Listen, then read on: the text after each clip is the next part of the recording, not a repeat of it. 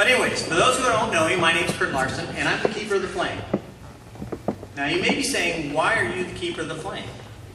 Well, I'm the proud author of a book called Frontline Heroes. It was published by a small little publishing company that's growing by leaps and bounds called Firestarter Publishing out of Gulf Breeze. But they have given me the opportunity to talk about purpose, doing worthwhile work, and making a difference. What is PYP all about? Purpose, worthwhile work, and making a difference in our own community. Thousands of hours are given every year by you guys. Now, I was introduced as a motivational speaker, but I'm not. My name's Kurt. Motivational speaker is the guy who talks to you today, gets you all fired up, and tomorrow morning you're going, what was I all fired up about? My goal is to be your teacher tonight. I want to be able to give you a message, and when you go home tonight, you're all fired up, and tomorrow morning you're going to get out of bed, jump out of bed, and say, hey, I want to make a difference in my community. I'm going to do it through PYP. So, I'm not your motivational speaker. I'm your teacher. But this is the hardest speech I've ever given in my life. Buzz is sitting over there going, okay, let's see. Oh my God, what's he going to talk about? Quint's sitting over there. Quint came up and said, I'm not worried about what you're going to talk about. We've heard great things. Talk about pressure. Holy cow, I got pressure coming down from all sides. Because I've sat in the audience and listened to you guys speak. Rachel's hard to follow.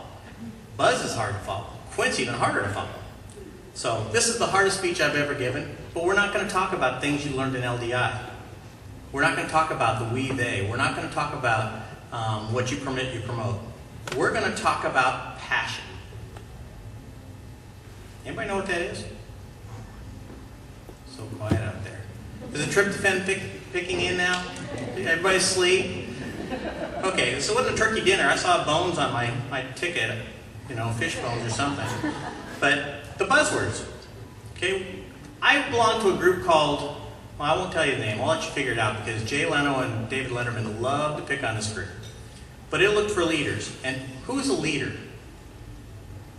A leader is a person who has vision and then gets the people to follow him with that vision and make it happen.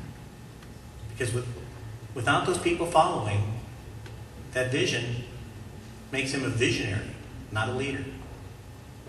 Now, there's lots in this room that have been leaders in this community. I can name a lot of names in this room. Did Hooper already take off? Babysitter, right? Okay, good excuse. New dad and all, I can't imagine. Okay, Brian Hooper. Attorney, new attorney, coming from Washington, D.C. Do you think he's making a difference in our community? Liz Adams, branch. I'm learning. I don't read Facebook every 5 minutes, so I can't keep up with all the name changes. But Liz Adams, branch. Do you think she's making a difference in our community? Christine Karsten. Now I won't pick on Reed. I'm just going to pick on Christine. Okay? We sat on boards together. Do you think we're making a difference in this community with PYP? I do too. I'm not even eligible to be a member of PYP. I can be president of POP, Pensacola's old professionals, but I can't be part of PYP because I'm over 40. And I'm over 50, we won't go there. But you know what a leader is? Somebody who's a visionary and gets people to follow them. Now, a long time ago, I traveled with that group that Letterman talked about. It's called Up With People. The guys just smile and wave back and forth. But I've got something I carry in my pocket everywhere I go. And it may not look like much to you, but this is a symbol of freedom. Of course, it's the only thing I could get back from Europe when I brought it back, TSA and all. But this is a piece of the Berlin Wall. And I was crazy enough to be standing on that wall with people who were taking a sledgehammer to it. Of course, I was performing at the time, but I had a great time. But those people were fighting for freedom. Every single day they fought for freedom, the 60s, 70s, 80s, and the wall came down. We can do the same thing here in Pensacola with the energy and enthusiasm you have as PYP to get this town to change. It is changing. There's a big grassy thing just a little few blocks away. What's that called? Maritime Park. In 2006, that was not possible. It's possible today. PYP had a part of that. The Berlin Wall came down. The Maritime Park was built. You have the possibility to control your futures. Now I'm going to tell you about a little bit of inspirational stuff that I personally experienced, and I hope it'll translate to you guys. Because in 1988, I traveled to the Soviet Union with this group that will remain nameless because they smile a lot and dance on stage. But we went to a little town called Kalinin in the Soviet Union. Nobody knows where that's at.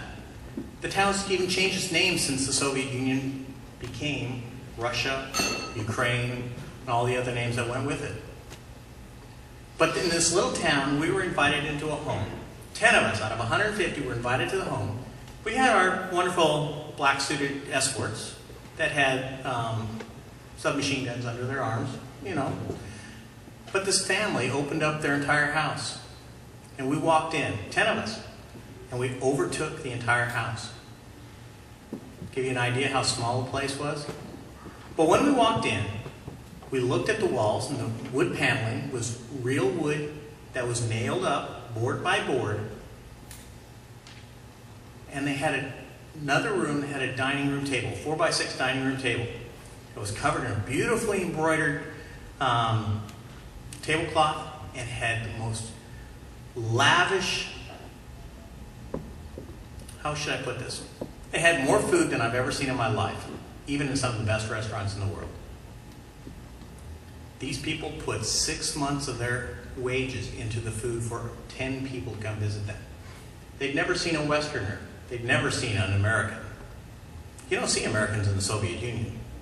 But these people put out 6 months' worth of salary so we could eat at their table.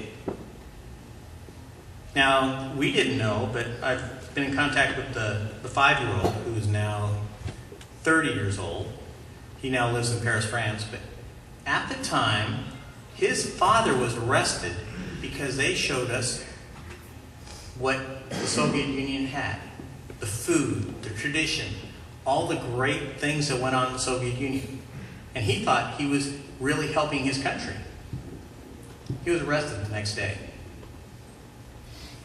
Talk about putting something, showing people your community with the dedication he did to put his life on the line to show people about your community. Is anyone in this room willing to do that? Well, I think you do in other ways.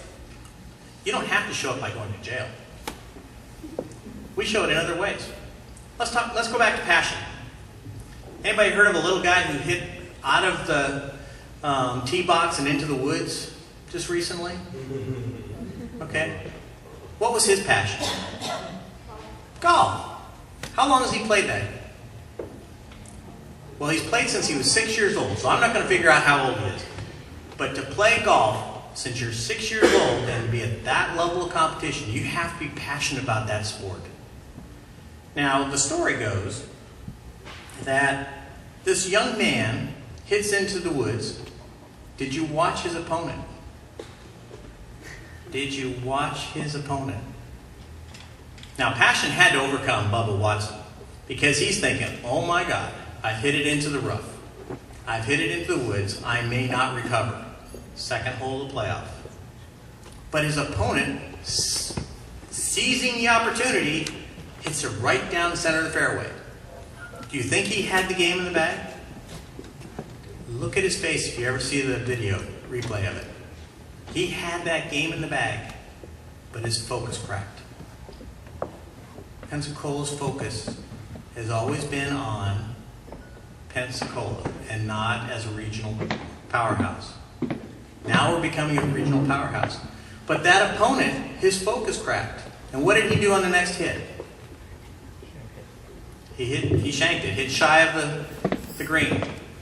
That gave Bubba the opportunity to get up there and win. And win he did. But his focus didn't crack.